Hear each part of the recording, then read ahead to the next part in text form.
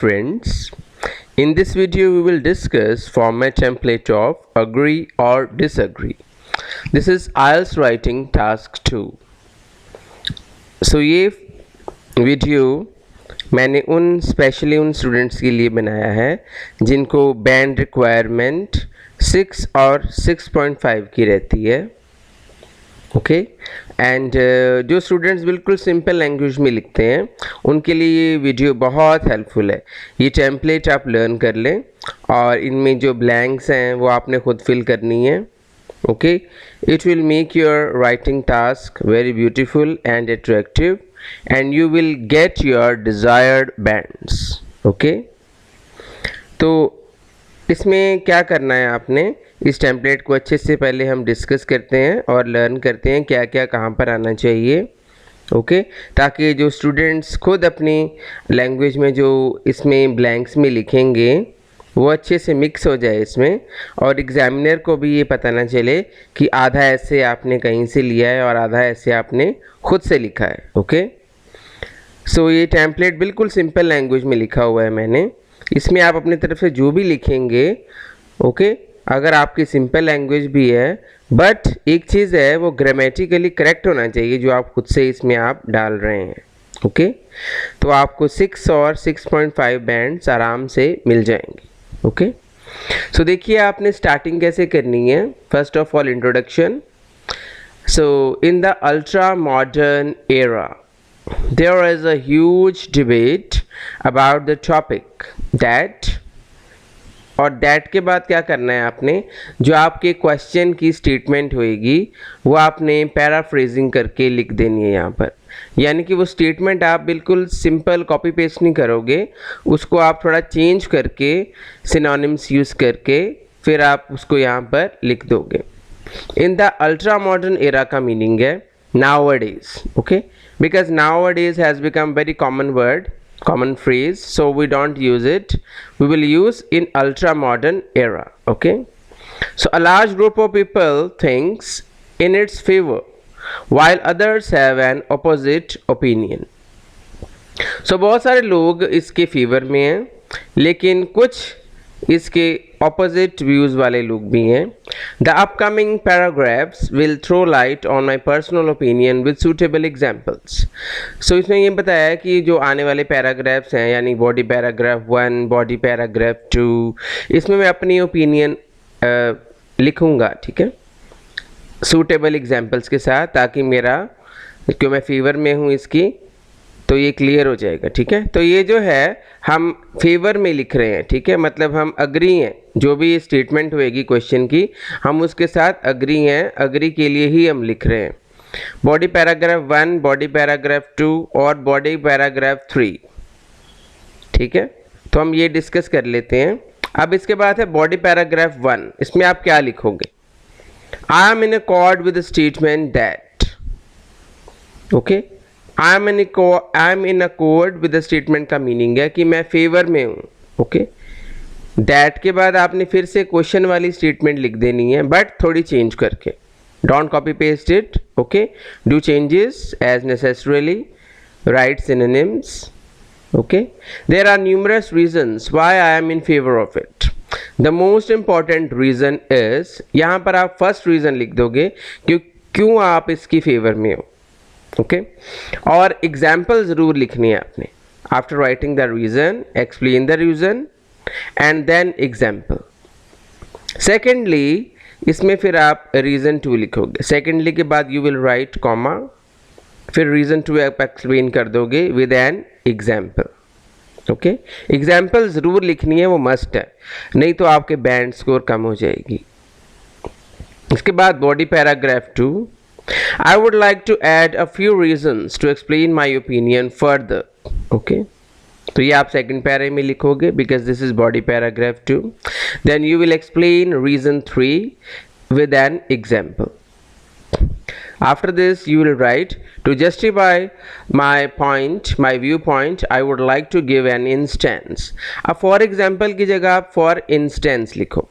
I am giving an instance for a survey which was conducted by Dash University in 2005.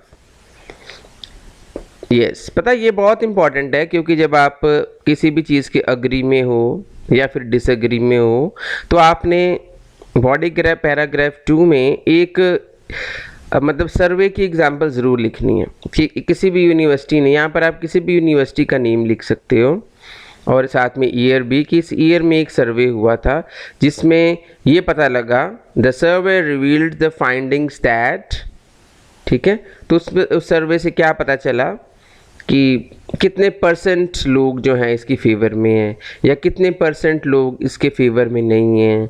तो ये बहुत important है, आपने सर्वे की 1-2 सेंटेंसेस 3 सेंटेंसेस ज़रूर लिखने हैं आपने, ओके, और परसेंटेज ज़रूर लिखनी है कि इतने परसेंट लोग जो थे इसके फेवर में थे, ओके।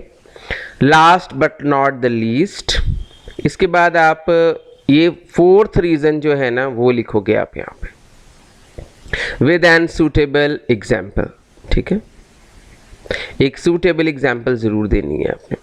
तो ये हो गया आपका इंट्रोडक्शन के बाद बॉडी पैराग्राफ 1, बॉडी पैराग्राफ 2।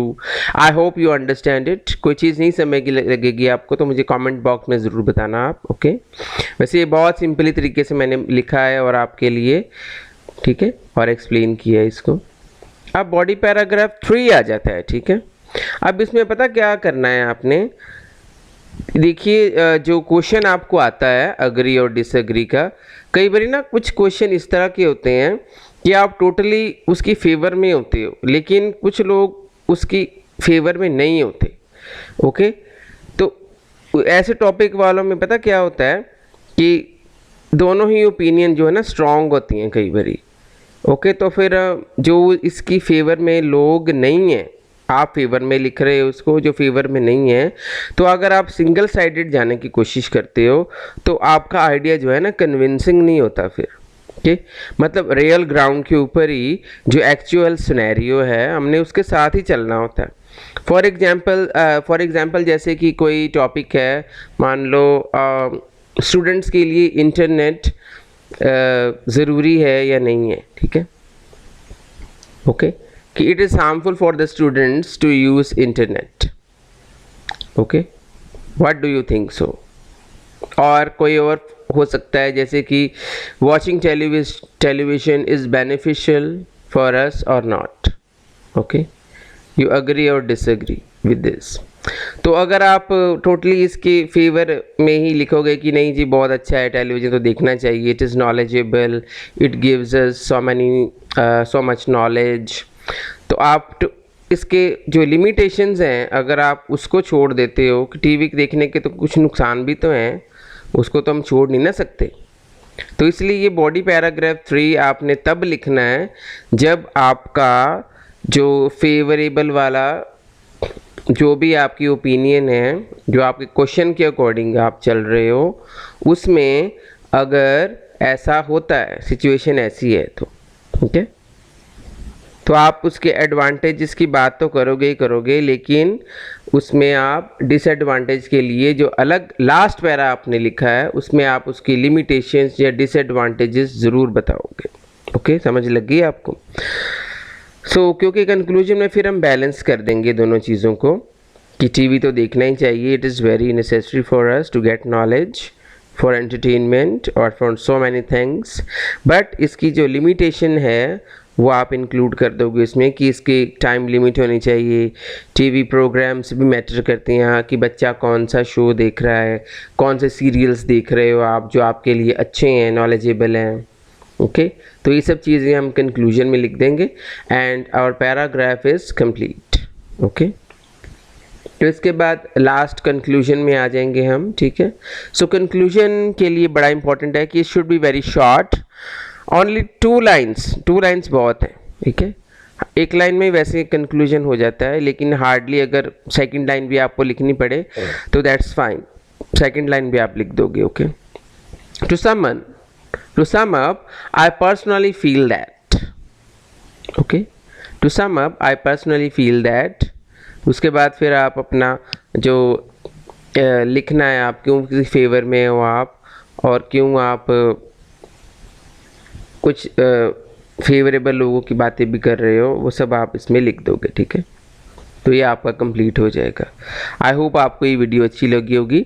इसके बाद मैं एक नेक्स्ट वीडियो बनाने जा रहा हूँ जिसमें मैंने एक एग्जाम्पल ली है एग्री और डिसएग्री की, वो सेकंड वीडियो होगी इसके बाद, वो भी आप ज़रूर देखना, ठीक है। और कमेंट बॉक्स में ज़रूर बताइएगा आपको मेरी ये वीडियो कैसी लगी। Please I am waiting for you for your suggestions and for everything. Okay, take care, bye.